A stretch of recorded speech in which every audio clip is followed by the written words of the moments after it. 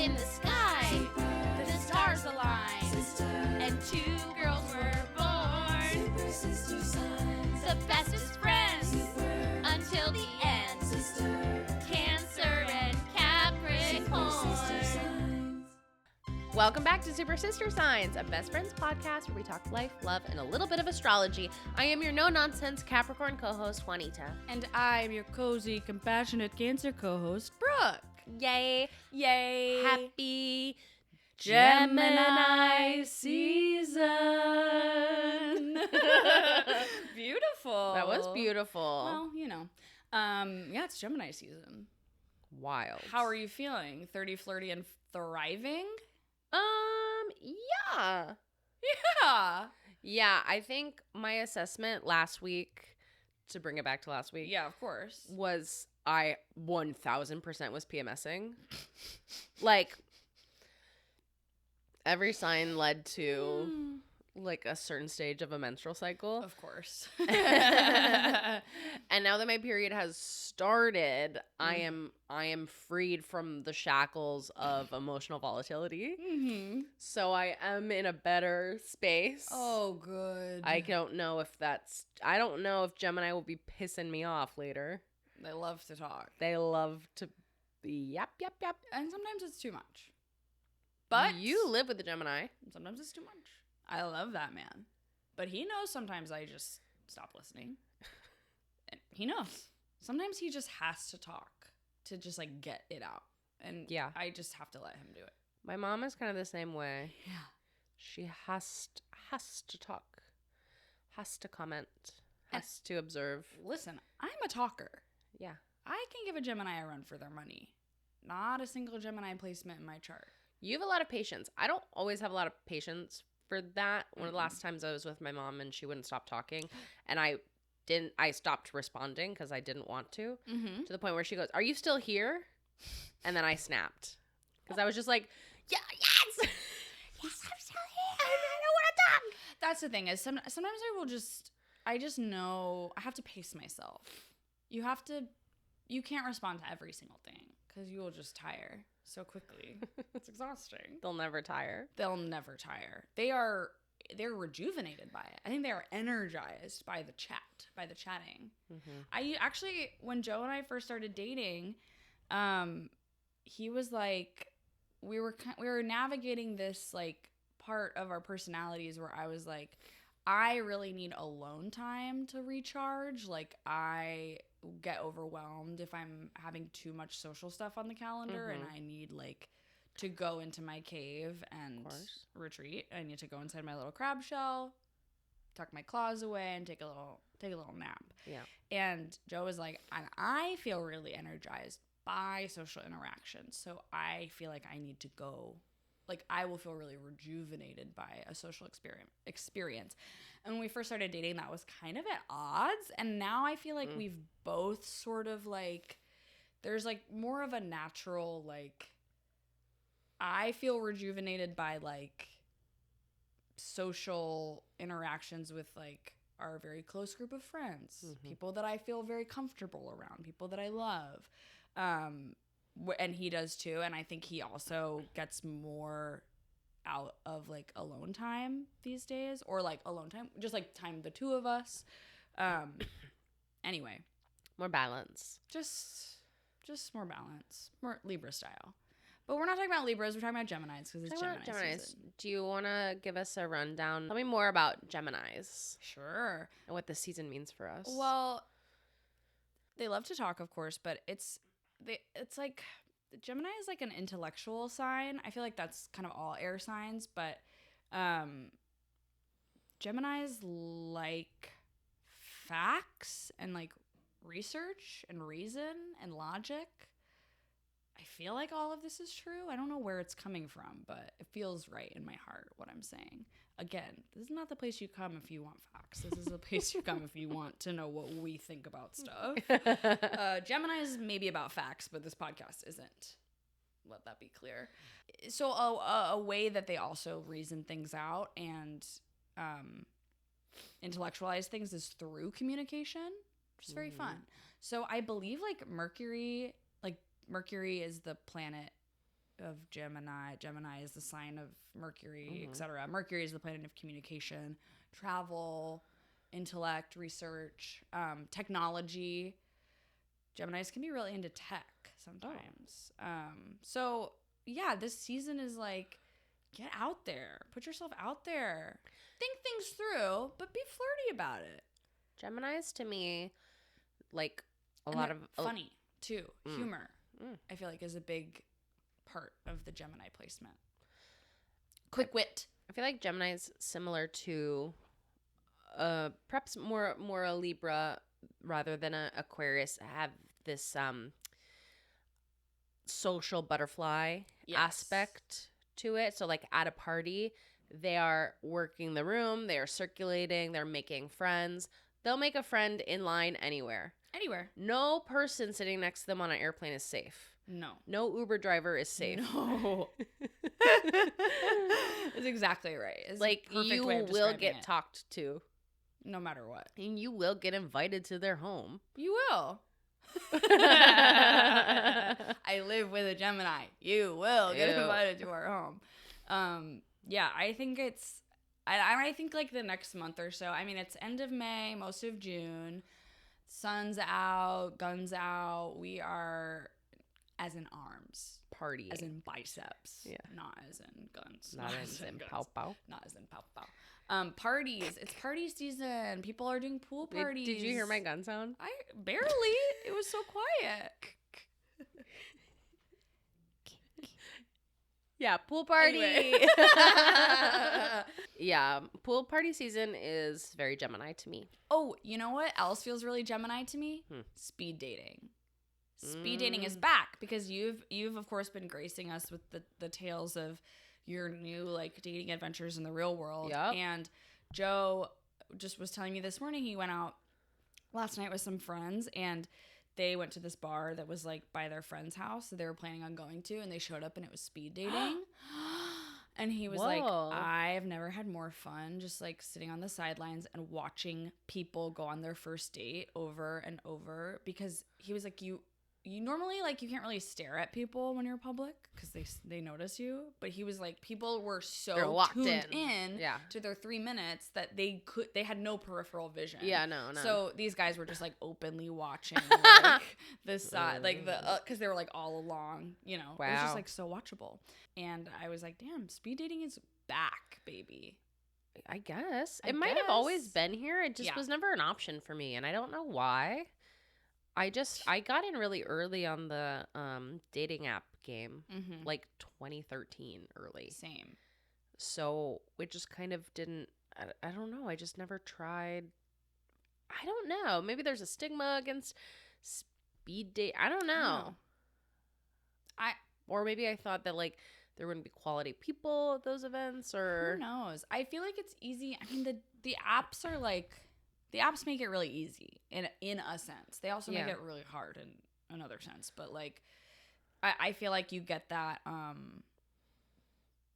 gratification almost. Like, well, first of all, the gamified nature of it, of an app is really like I remember sometimes I would just go on Tinder just to like make myself feel better about it's just like such a game. Like you're like, ooh, who likes it? And it's right on your phone. It's right there. It's an extension of your arm. Like you can do it whenever you want. It's so easy. Yeah. And I can understand why, like, because I too started around that time, like 2013. And so a lot of my adolescent dating life was shaped by the app. And so I was not really like, I was meeting people through improv, but other than that, I wasn't like going out to meet people. And I feel like that's not like, there's like a subsect of millennials where we like didn't really do the whole like meeting in a bar thing, like totally making out on the dance floor kind of like. I feel like it is rarer to hear about millennials meeting, like having a meet cute. Exactly. So many people are like at first it was like kind of like, oh, we met online was kind of like, oh, how do we keep this a secret? Like early 2000s there was like that plot line in rom-coms, and now it's like expected. Everyone's like, yeah, we met on Tinder, we met on Coffee Bagel, we met on like the millions of apps that exist. But I'm glad that you're venturing out now. It's so much. Yeah.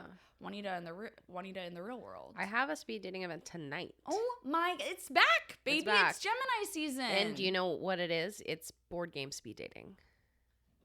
Yeah. What? Yeah. What does that mean? I don't really know, but I think instead of like one-on-one, what I think I understand is that they're going to put us in like little groups that they'll switch up. So it's like you play a game with like a little group and then they like switch up the group. So I like want to go. you I'm not could actually single. and just I mean you could probably should show up and watch Yeah, that's true. if you wanted. I want to play the games. Well, you can't. You have to buy a ticket, which I did. So I'm interested to see because like obviously someone who's going to a board game speed dating event is going to be my type of person probably. Yeah. Board game men are not famously attractive. No, they're really not. But there are exceptions. of course. So It's also an interesting age range. I think it's 25 to 39. whoa. So I would not love it if it's just 20, 25-year-old men. yeah, That would be a not waste great. of my time. But maybe some men in their 30s will be there. Maybe you'll meet like a nice divorced man who's healed and loves to play betrayal. Maybe I will. And he's 37. I'm not opposed to a divorcee, of I course. don't know why I like made him divorced, but it felt Because well, let's be real. Yeah. At like an advanced single 30s age, you're probably divorced. right. Or you've never had a like it, I feel like it's almost a green flag to be divorced. Is that crazy? What I'm going to say is not true. I had a thought where I was like, I mean, you're kind of speaking aloud a fear that I have that like I am less eligible to people because I've never really had a long-term relationship. Golden Bachelor, did you watch Golden Bachelor with Jerry? no, but I've heard the drama. So he dumped Leslie Fema Yeah. and married someone else. Loved Leslie. But she had a couple, she was married a couple times and like she was cheated on both times, and she has like this Leslie. like very deep wound of being unlovable, whatever. And Gary breaks up with her, and did I call him Jerry before? Sorry, his name is Gary.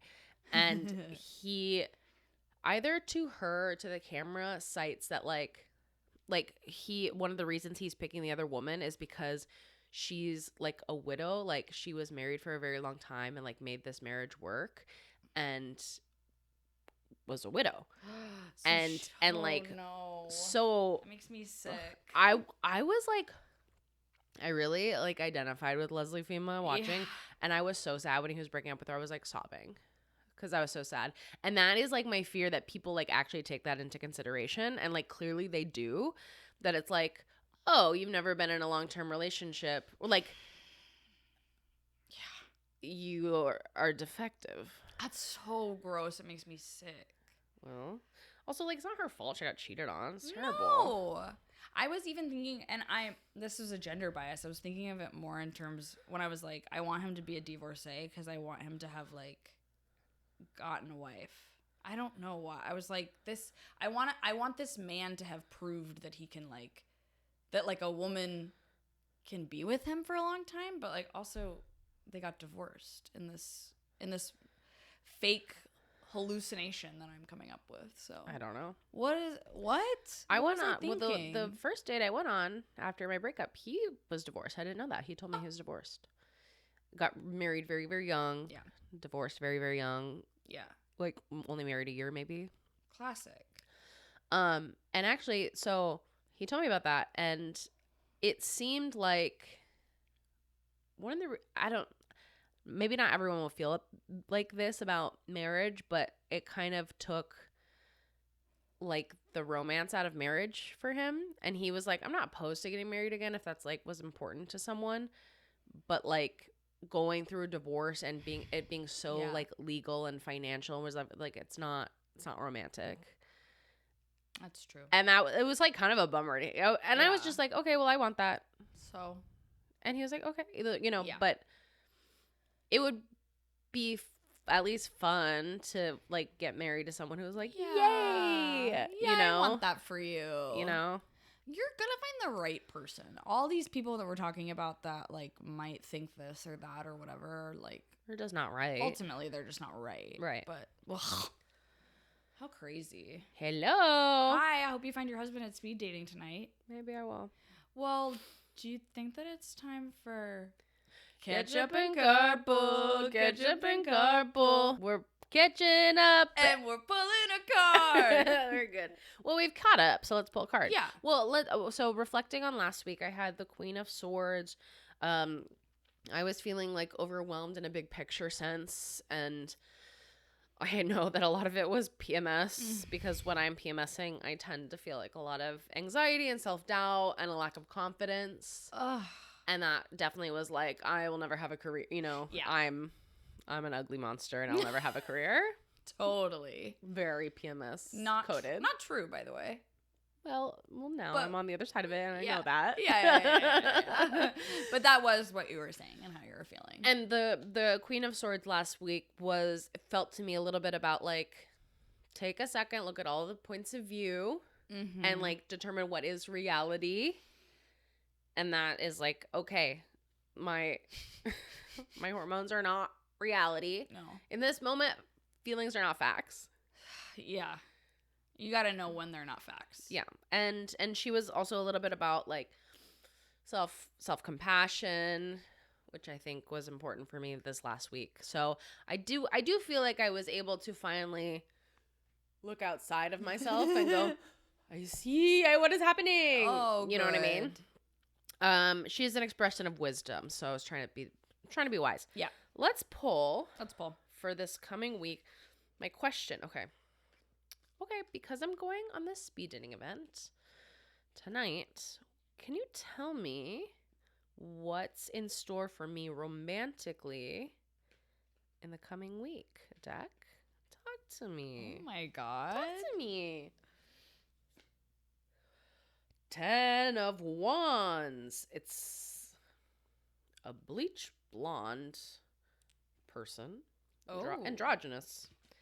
Holding sticks. Once my mom was really into wands. Nope.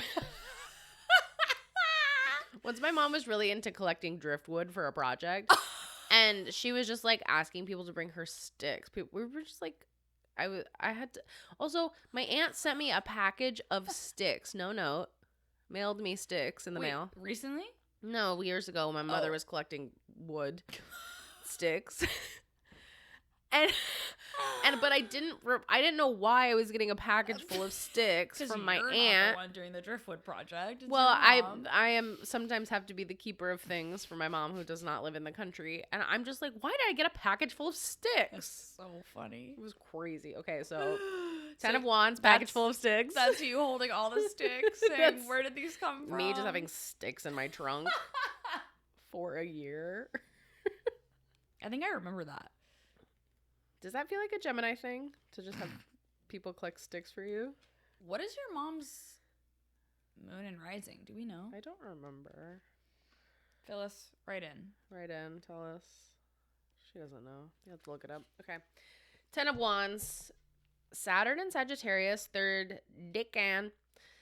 In this card, Saturn, master of boundaries and limits, encounters Sagittarius, an expert of expansion and adventure. At first glance, it might seem like Saturn in this position would be a killjoy, but if Sagittarius cooperates with Saturn's message, it might learn a lot and be truly efficient. Ooh. The card itself says so. In the 10 of Wands, we must pay attention and not exaggerate. We must pay attention and not exaggerate. Okay. Measuring our effort, being aware of our resources, and rationing our energy are necessary if we want to fully reach our objective and fulfill our plans. Okay. Oh my God, why does this feel like a direct answer to your question? It really feels like it. The card reminds us also of the importance of delegating. We cannot do everything. We need to recognize, accept, and respect our limits. Keywords: recognizing limits, being aware of overload, not exaggerating. Wow. Must pay attention and not exaggerate. Keep your head on your shoulders. don't fall in love with the idea of someone. Right. Yeah. Look at what's right in front of you. That is really what I took from it as well. And delegate. Like, you can't do it all. They have to meet you halfway. Whoa. And sometimes you have to tell them what you want. You have to delegate it. Good point. Sometimes they have to hold some of your sticks. This person is carrying so many sticks. Delegate, honey. Someone needs to help you carry those damn sticks. Mail them to Phyllis. Okay, give me the cards. What's your question? So Or your reflection? Yeah, last week I pulled Judgment. And I remember that it was associated with Pluto, who is like underworld, death, rebirth, transformation, spooky stuff, scary stuff, the underworld.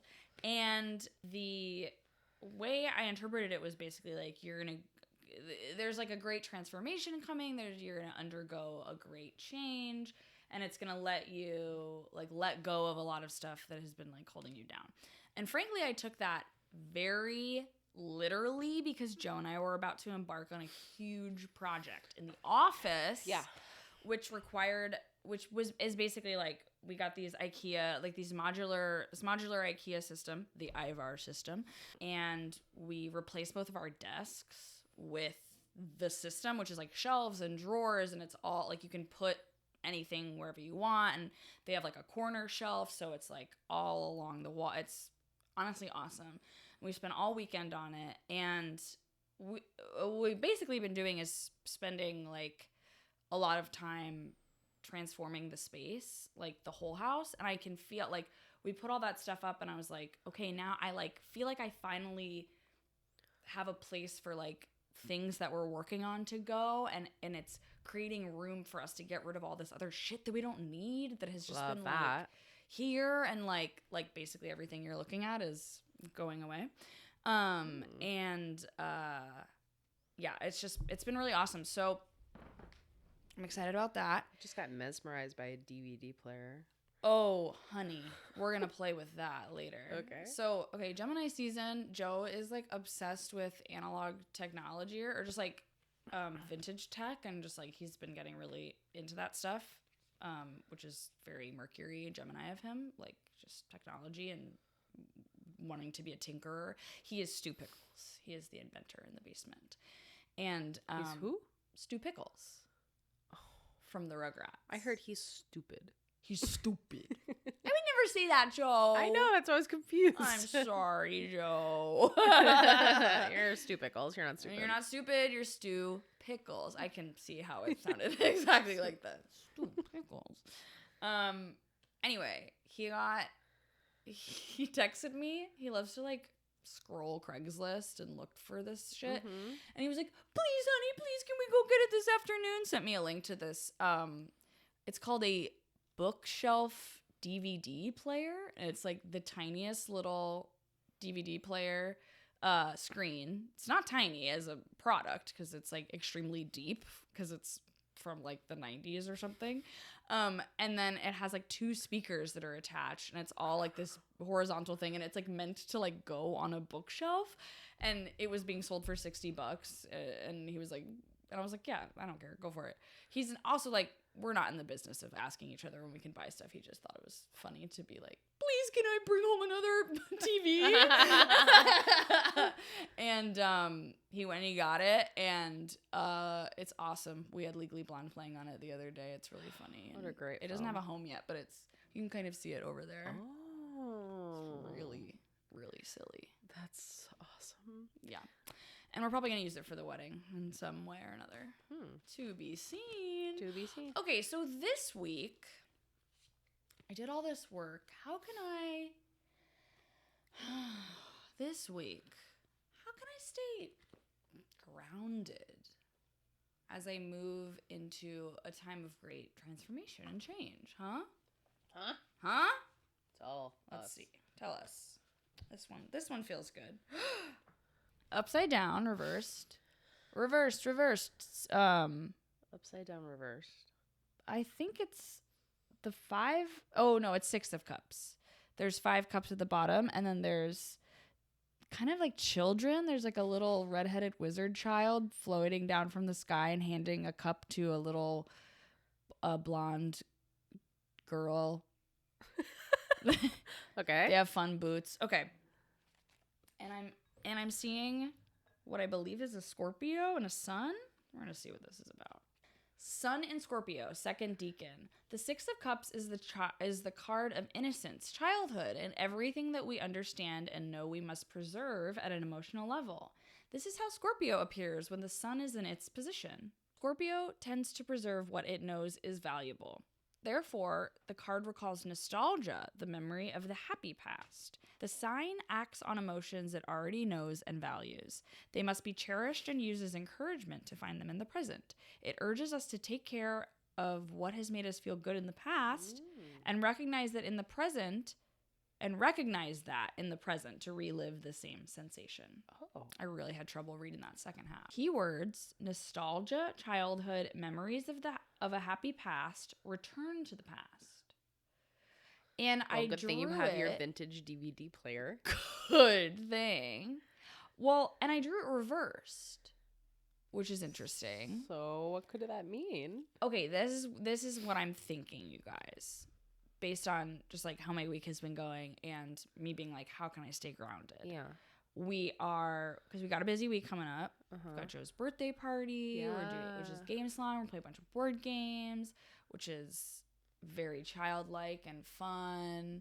And I think what this is kind of telling me is like, I'm not gonna be actually nostalgic for my actual past. Like, that won't help me stay grounded this week. But I think if I follow my like instinct for play and innocence, childhood, and everything that we understand and know we must preserve at an emotional level, maybe that will be nice. Inner child Stuff. I don't know. That's just my guess. Okay, love. We'll see how it happens. Should we talk about our moments? You mean our Capricorn and Cancer moment of the week? I did actually go on a date last night. I kept that from you. You sure did. I love it when you keep secrets for the podcast and then tell me on the podcast. It's fun. It makes my life fun. This is a man that I met at an in-person dating event that I went to a few weeks ago. Do you remember when I went to the presentation? Yeah. So he was just kind of there randomly, and we like ended up speaking. That guy. Yeah. Exchanged numbers, and so now we finally had our date last night. Yes. And what is my Capricorn moment about it is that I've been reflecting about how I was speaking to my roommate about her relationship, and this kind of came up where as a Capricorn, I am so independent and I am so capable, and I do not need another person kind of to do what I need to be done. Not at all. However, and because of that, I think what I would really love in a partnership is someone who takes weight off of my shoulders without me asking, or is saying like, I know you can, but let me do it for you instead. Yes. Like, I know you're capable. Let me take something off your plate. Which, yes. When I was talking to my roommate about it, I was thinking about my last relationship where, I'd be like, oh, will you help me like install these new curtains? Will you help me dye my roots? And he would say, yes. But what I wished for was someone to be like, yes. And then later be like, hey, let's get this done. Like, kind of some initiative to like help me complete the task without me always having to be like, okay, can we do this now? Yes. You know what I mean? Yes. I'm kind of freaking out because I feel like this is like a key for you. Like, this needs to be your anthem. It's my anthem. This is, I can do it, but yes. But because I feel like I'm similar, but in like not in a way where I'm so independent I can get things done on my own, but kind of in a Cancerian way where I'm like, let me just take care of it. I'll just take care of it. I'll just do it. I'll just take care of it. And I need someone to be like, let me just take care of it. Yeah. Stop. Go lay down. Yeah, go lay down. We both need people who are like, go lay down. Right. I just want to feel supported. Yes. And this is not, I mean, this is just like a first date, so that he was not helping me hang curtains or anything. But you never know. Immediately. So he was like very good about like planning the date. Good sign. He offered to pick me up while also being like, if that's weird for you, let me know. But I was Amazing. like, no, I'll take a pickup. So drives up to my home. Cute and old fashioned. I emerge from the building. He gets out of his car to open the door for me. Correct. And like Correct. we went to a couple different wine bars, and like Fun. every time we like walked back to the car, he's like opening the door for me. So easy. And opening like the doors of the establishments. At the second establishment, I opened it for him. He's like, I can't. Get out of there. And sometimes those things can be annoying. Yes, for sure. And misogynistic ultimately. But I didn't. Really hard to know. It's hard to know. But I do appreciate those things, and like if our lot in life is to be women in this world, then we might as well have some of the benefits of the misogyny. If we have to be the oppressed class 100% of the time, then just don't make me touch. We a might as door well ever enjoy again. the nice little things that are like deeply rooted in inequality. Yeah, of course. But it's still nice. It's so nice. We like it when you open the door. Yeah, and you know what? This is when I lived in Chicago, I never went on dates with people with cars.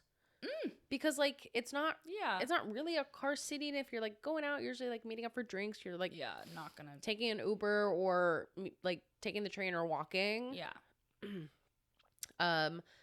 So this actually never came up for me until I lived in LA, and I met a year plus. I met a guy at a mutual friend's party, and we went on one date, and he like got out of the car to greet me, and I was like, I really like this. Which is something that my ex never did.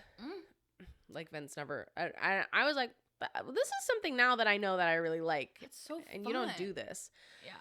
But now this man did last night. And I was like, I really like this. Anyway, and from what I know about this person in our conversations, like I can tell that he has good politics and is very secure in his gender identity and expression and his sexuality, and has female friends, and so it didn't come off as like a controlling misogynistic thing. It was just really nice. So it felt like just like a little taste of what I want, which is like, obviously I can open the damn door. Sometimes Joe will be like, we're getting in an Uber, and he'll go, oh no, open the door for me, and I'm like, oh my gosh, so unnecessary, but thanks. Really nice. And I know Joe's not a misogynist. Yeah, he's really not. So I nice. just really appreciated it. And I did tell him, I was like, by the way, I appreciate the doors. Great. Yeah. And he was like, oh yeah, of course. And I was like, well, yeah, I would think it just doesn't always happen. I was like, well, it should. Yeah. Yeah. So that's nice. I like that. And that was my little Cancer moment of like, I'm appreciating. Your little Cancer moment? I mean, sorry. Sorry, I looked at you, my Cancer. No, it's my Capricorn moment where I just like, I appreciate the help and the support. And I'm noticing this small expression of that. That's I like nice. It a lot. That's really nice. What's yours? Okay, Sunday I went to sleep. We'd been working super hard on the office project. The Ivar project. So exhaustivo. Knew I had to get up in the morning. Knew I had like a very busy day. Had like Joe and I are in like this writing group where we meet every couple months and give each other like feedback on stuff that we've like sent to each other. And it was that night, so I was like, okay, I gotta read some stuff. I gotta like do some work. I gotta go cat sit for our friends who are out of town, and like and like do regular chores and do regular work, etc. At like 10 or something, my like second alarm goes off. I think I was like I'm gonna sleep in as much as I can, but I gotta get up. And Joe comes in and he's like, hey honey, have you like looked at your phone? And I was like, no, what's going on? And he was like, no, it's I think it's news that you're gonna like. And apparently like everyone else in the writing group, not everyone else except for me and Joe, but like the organizer, our friend Samantha, was like, hey, it's come to my attention that maybe everyone forgot that we have a meeting tonight.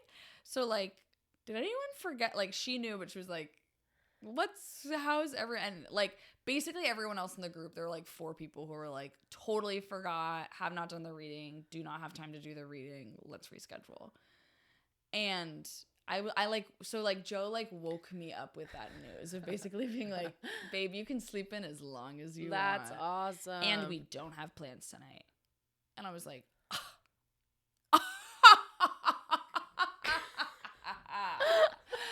and like Possum was on top of me, and I couldn't was be better.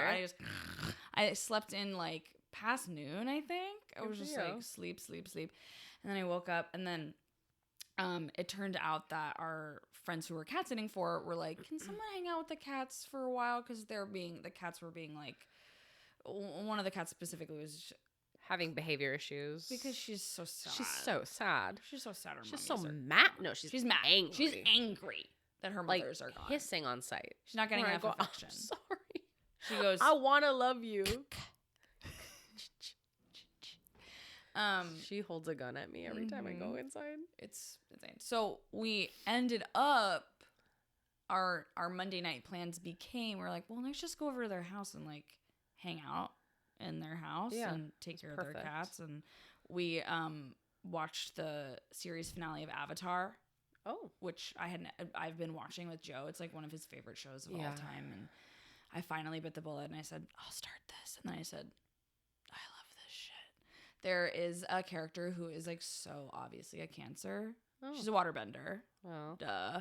But she's like constantly doing Cancer stuff where she's like, she's very overly maternal and like kind of controlling because she just like wants the best for everyone, and she holds a grudge like no one else. Like someone who knows about astrology wrote her character specifically. I love that. Anyway, we just had like a really cozy night taking care of someone else's home and pets and like watching a sweet animated show, and I got to sleep in. I didn't have to work. It was just like such a Cancer moment. I applaud it. Thank you.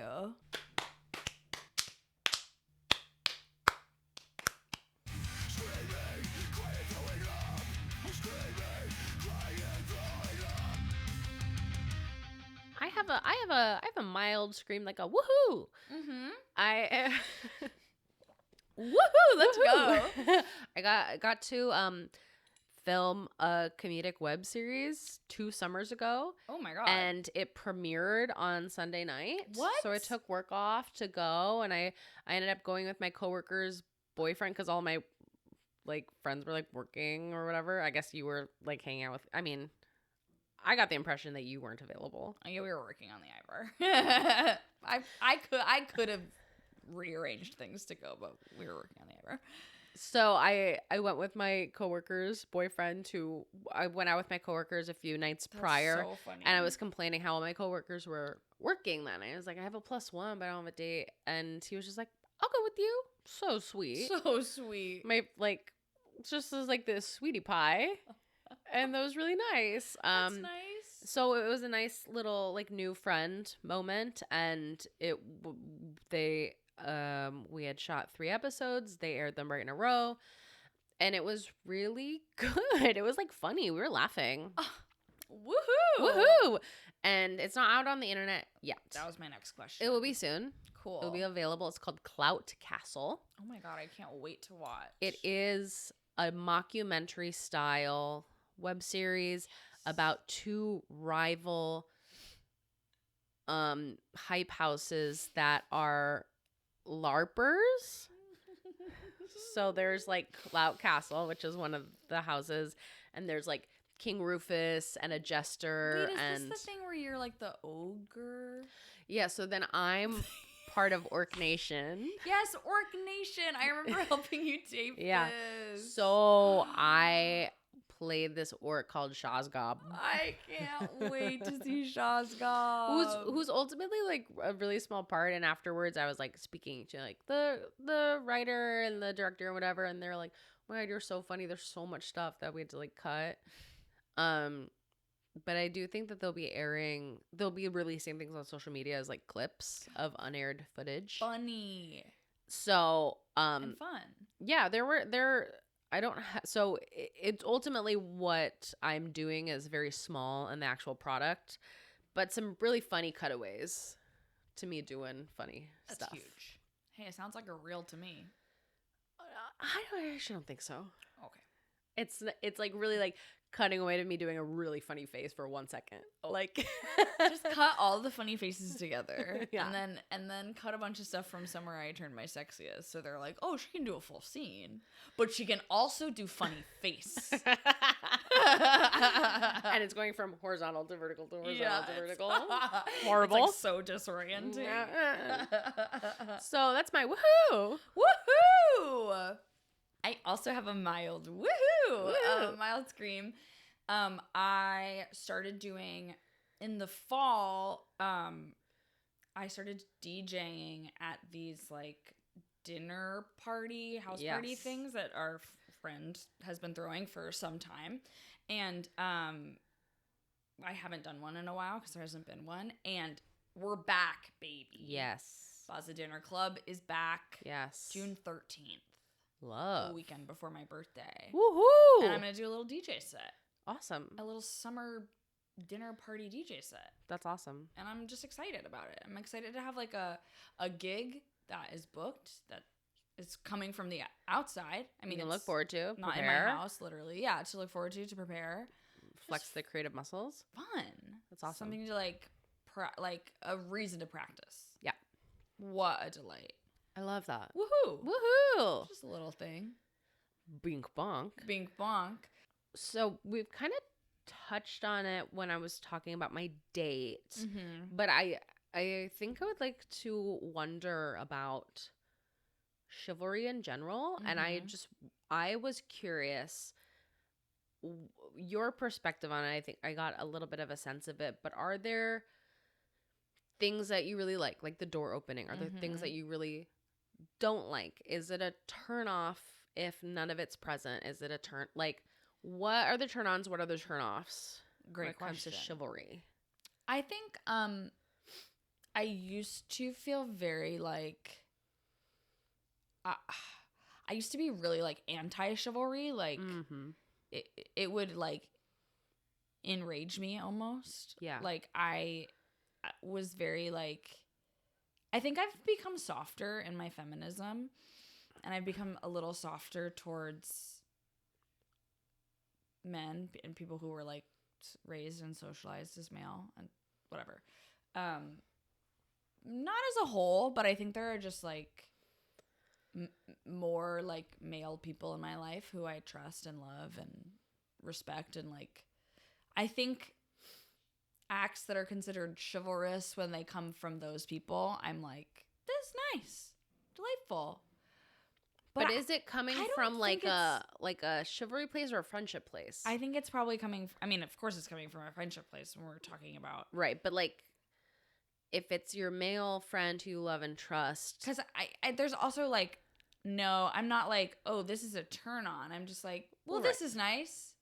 And I think even. And do you think that they're doing it though because they're men and you're a woman, or because you're friends? I guess is my real question. think probably because we're friends. Okay. Because oh God, I feel like I'm getting, the more I talk about it, the more muddled I'm getting. Like the more I'm Well, like, it's it's a muddly confusing. question. And also we're talking about like, okay, what are chivalrous things? Like, I actually fucking can't stand it when someone pulls a chair out for me. I don't know why. I think I'm just like, I want ownership of that space. I want to choose where I'm sitting. I want to do whatever I got to do to get it underneath that table. Uh-huh. and I gotta do it on my terms. Yeah. I think maybe the pulling out the chair is fine, but like the pushing, like don't let me deal with it from here on out. You're gonna try to push me in, and it's gonna be awkward and uncomfortable. You can't tell if I'm too close to the table or too far away. Pisses me off. Don't push my chair in. I don't know. I think I'm like such a like when you first started dating Joe. yeah. But he will offer to carry things all the time. Yeah. Which I like, but I don't think it's coming from a chivalrous place. I think it's coming from You don't like think so? I feel like that's such a male thing to do. But I think it's specifically with us, it's because he knows I will hurt myself. I will try to carry too much, and I will fall or hurt myself. Yeah. I sprained my ankle like the day that I was moving into my apartment. And he was like helping me, and then he ended up just moving everything in on his own. Yeah. And I think that was just because he loves me. But it's not coming from like a deep rooted place of like take care of my woman. Knighthood. Yeah, he was just like, fuck. Yeah. Well, my person is laid out and all of her stuff is on the street. Gotta solve that problem. So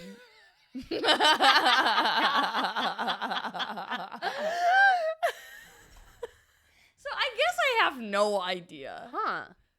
And I'd like to volley it back to you because you've come to realize you like the car door, you like the getting out, and you like the doors in public. I'm trying to think of like other chivalrous activities.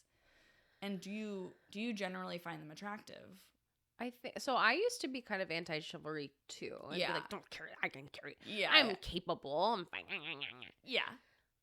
But the older I get, and again, it you know, if we're thinking about feminism, like I will talk for hours about how I think a man should pay for the first date.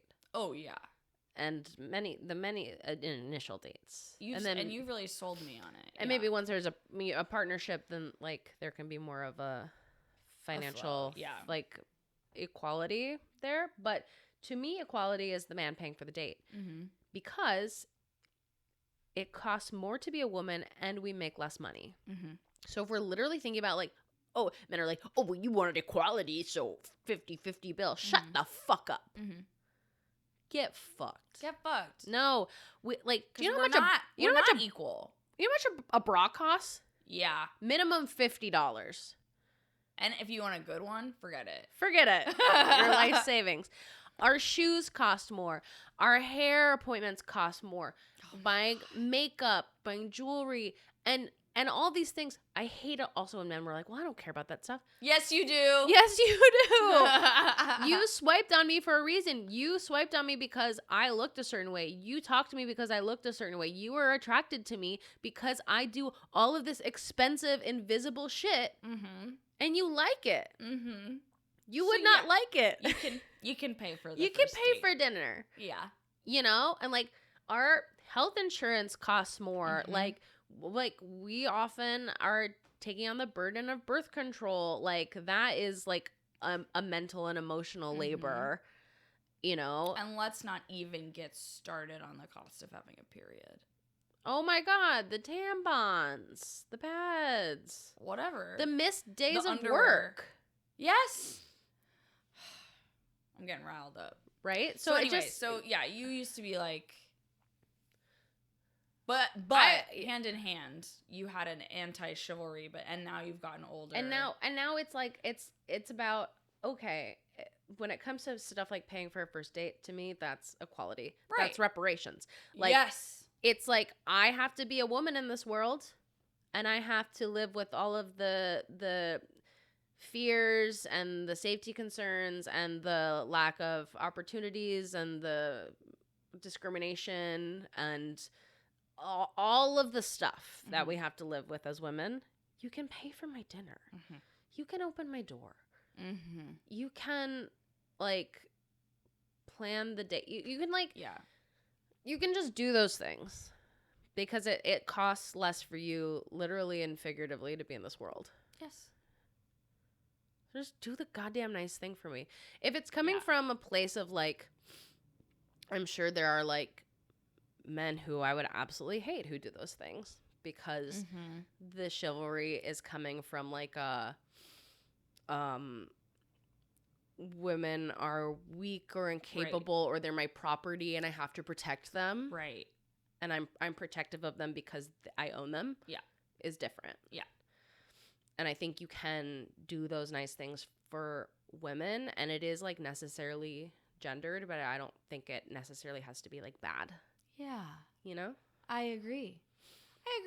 I think it's like, it's coming to me that I can understand that it's on like a case by case basis. Yeah. Like, I'm thinking about it. I'm like, Joe does things for me constantly that are technically chivalrous. Like, he's usually opening the front door if we're coming home, like for me, like unlocking the door, like doing all that stuff. And some of that I think has probably just been adopted over time because of our genders. But like, I also know that if I really wanted to unlock the door, I would be like, let me do it. I don't want to fucking unlock the door. Oh, your man can do that. And he's gonna. Thank you, Joe. So, yeah. I do like, I think there's like an appreciation for it more than I'm like, it's so hot when he unlocks the door. Right. We appreciate it. Thanks for unlocking the door. Women are so awesome. And if we're deigning to be in your presence, you have to cherish us, actually. Yeah, you really do. Thank you for doing so. Because almost no man deserves to be in the presence of a woman. Ain't that the truth? So like, so if I'm hanging out with you, make sure I'm happy. Yeah, buddy. You better make sure I'm glad. Happy wife, happy life. Happy life. Happy life. Oh, that so was nice. That's that. That's that on that. And I think it's time for us to get the hell out of here. We gotta go. Remember that you should rate us, review us, subscribe, follow, repost, like, comment, email us, anything you want. Bye, Star Babies. Send us a message, drop us a line, review and subscribe, leave us a 5 stars if you can, and I know that you can. Tell your friends and download it again. Super Sister Signs, Super Sister Signs, Super Sister Signs. Ba-da-ba-da.